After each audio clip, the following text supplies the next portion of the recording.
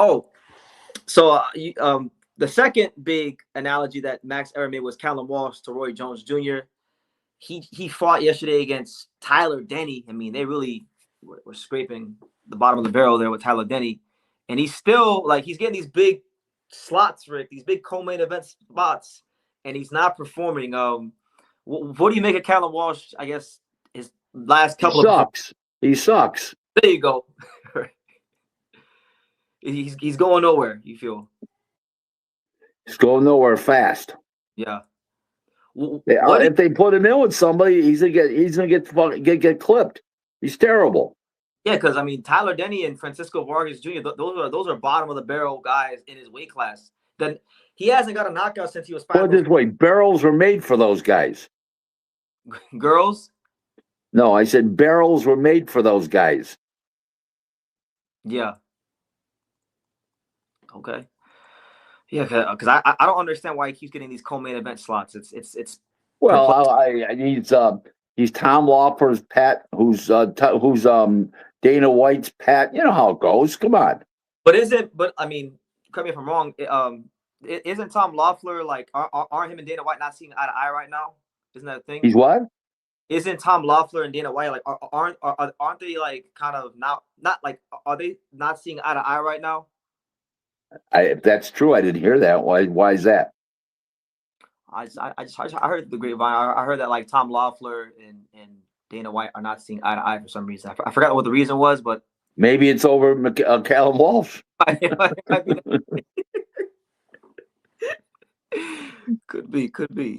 We see. We got some interesting comments. My man right here says, this guy said that PBC's done years ago, but yet they are still here. They're limping. Are they still in business? Technically, yeah. 5 shows last year, 5 the year before, maybe 5 this year.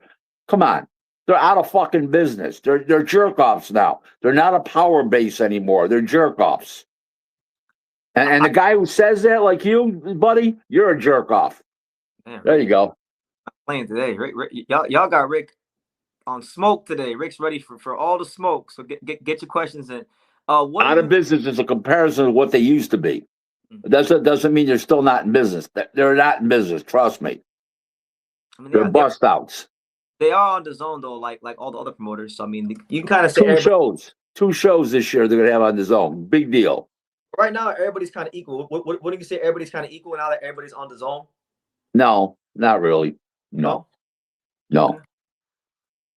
Chris wants to know from you, Rick, what do you think happened to the lost art of true boxing teachers such as Eddie Futch? We've got to go to the graveyard and get the exhume them from the grave and get them to come back. Jesus Christ! Except you take away Robert Garcia, Buddy McGirt, Freddie Roach is a little on the back nine, but okay, Freddie Roach, those 3 guys, the rest of the business, I'm hard pressed to find another American trainer I'm impressed with. Yeah, I mean, there's a couple of ones out there that aren't big names, but yeah, as far as guys with big stables, there's not. Like who are these ones with that aren't big names? Who? Bobby Benton. Who? The Oshaki Foster's trainer, Bobby Benton. Okay. Bobby Benton. Bobby Benton. Bobby Benton, yeah, the one that trained Oshaki Foster to the world title. Yeah. I wouldn't call him a top trainer. No, thank you. All right, Miguel Leo, Angelo. I'm not saying he's a bad trainer. I'm just saying he's not a top trainer. I got you. Okay. Leo, he's got 1 fighter. He's a 1-fighter trainer. Come on. 2-time world champion. Come on. That's like saying Bill Haney's a trainer. Come on, please move on. Or you're losing that argument, bro. I'm not making an argument. I'm just naming some guys that aren't big names. No, you lose that argument. 1-fighter trainers are not top trainers. Guys got fleet of guys that are top guys, champions, like Robert Garcia, Buddy McGirt, Freddie Roach. Then okay, fine. Not one horse trainers. Come on. And I know it. What about the guy Panda, the one that trains Williams Zepeda? He trained Matias. He trained Zepeda to that win against Lamont Roach. Okay, he's good. He's solid. You mentioned Williams Peda, right? That was where I saw you. I didn't get a chance to get your reaction to the fight. What did you make of Williams Peda against Lamont Roach? Well, he came up with a lot of new stuff that he hadn't done before, and he was very impressive. A lot of new. He was shifting more angles. The walk. He was blocking punches with his hands. He was sliding to the sides when he was throwing punches. He wasn't throwing them up the middle, leaving himself wide open. He was very impressive. He made a lot of adjustments since the Shakur fight. Yeah, I was impressed too. I mean, I thought he would win, just not quite like that. That was one of the more impressive performances I've seen this year at the championship level. He's a champion now, Rick. So I was talking to Abdullah Mason on the Portaway podcast about a week ago, and I asked about that. I asked Abdullah about that fight, and he seemed like he's open to doing it. I don't know if Top Rank's open to doing it, but what do you think about Zepeda versus Abdullah Mason and potentially? They don't. It probably won't happen. One guy has a good fan base, and the other guy's got a good fan base. They don't really need each other. Yeah, but they're in the same. They're in the same weight class. They all got belts. They don't. One just drew a big crowd in Cleveland. Zepeda's not going to Cleveland. The other guy can draw a good crowd on the West Coast, especially now that he's a champ and was dominant in his victory. They don't need it. They can make good money without fighting each other. I hear you. That doesn't mean the fight's not going to happen, but they don't need each other. Yeah. Normally, if fighters need each other, then it's to make big money or to wanted to establish supremacy. Then you have a better chance of making a fight. But in a situation like that, that's a tough call. Yeah, they haven't really. Neither guys really solidified themselves enough yet for that fight to make sense. Okay, hopefully it can happen, because I do feel like that is one of the best fights that could be made amongst champions in boxing right now, stylistic. Yep. Yeah. Oh yeah. No, it's a great fight. Mm-hmm. Yeah, who would you favor in that fight? Oh, Zepeda throws too many punches.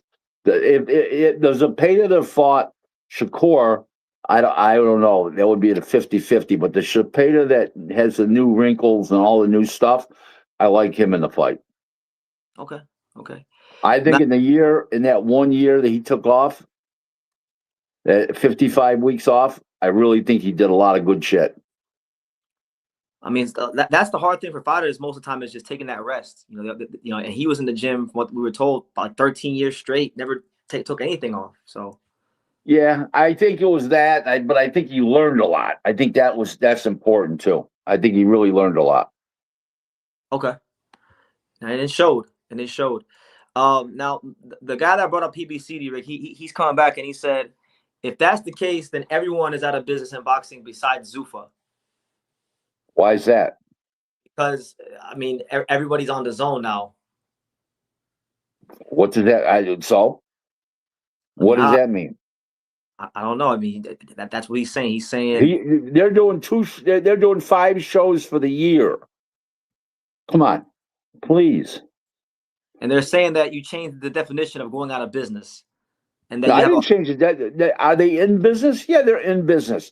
If you call that in business, really. And listen, if you go to a whorehouse and you're going to give somebody $1,000, do you want a fat little broad with a mustache? Come on. Seriously. I hear you. I get your point. As far as the other trainers, they named some trainers though. So one guy said Bomac. Excellent trainer, yes. Jose Benavidez Sr. I can't really say, because he's a one-fighter trainer, really. His other fight kid sucked. Ryo got rid of him, said he didn't learn anything. I don't take him as a good trainer just because he's got one good fighter. Tom Yankello? Absolutely not. No? Damn. No. I thought that was going to be a yes. He had Paul Spadafora. No, he didn't build Spadafora. He came along after the fact. He didn't build Paul. Come on. I know. Okay, he was there. Manny Robles? Excellent trainer. Okay. Joel Diaz? Good trainer. Okay. Let me see. Man, people are on fire today with the comments, man. Let's see, what's the next one? Oh, Black Ray Donovan says he wants to know from you, Rick. Do you see Zuffa reviving boxing because it's not looking good? Good fights, but there's no good shows. Don't understand the question. Sticking to, I don't know the other part of the question, but do I think they revive boxing? They brought a new network to the table in boxing in the Paramount Plus, a new platform, and that's a good start. And if they do shows, they're doing one show a month now. If they're doing two shows a month, yes, they can do their fair share in reviving boxing. Plus, there are shows on Netflix. Yes, they can do their fair share. Okay. Larry Merchant had a quote that where he said one time, Rick, that nobody could save boxing, but nobody could kill it. What do you think about that quote? Because I feel like it's applicable. I was not a Larry Merchant guy, so I'll leave it like that. Let's leave that one alone. Well, why not? Why not? What? I'm not a Larry Merchant guy. Why Too much rhymes and theatrical shit. I'm a hardcore guy. You want to get to the you know what I mean? You want to get to the nitty-gritty of everything, like I'm not into the rhymes and the whistles and all that shit. You know what I mean?